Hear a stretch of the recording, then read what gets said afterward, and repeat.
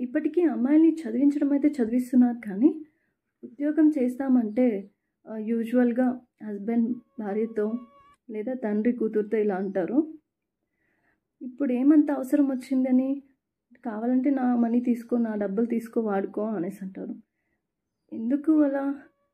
తను సంపాదించిన డబ్బులు కావాలని తను అనుకోవచ్చు కదా. సో ఫైనాన్షియల్ ఇండిపెండెన్స్ అనేది ఉమెన్స్కి చాలా అవసరం. అందరూ కూడా దీనికి సపోర్ట్ చేయాలి ప్రతి ఇంట్లో. రీసెంట్గా ఒక సర్వేలో ఏం చెప్పారు అంటే, ఇఫ్ ఉమెన్ ఎర్న్స్ మనీ, తన సంపాదనలో 90% తను రీఇన్వెస్ట్ చేస్తుందంట తన కుటుంబానికి ఖర్చు పెట్టడానికి. కంపేర్ టు మెన్ వచ్చి 40% మాత్రమే కుటుంబానికి ఖర్చు పెడితే ఉమెన్ 90% ఖర్చు పెడుతుంది.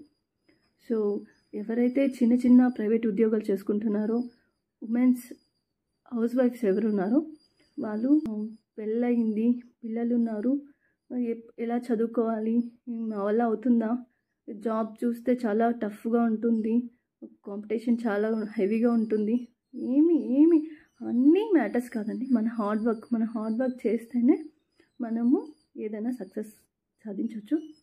So thank you for watching.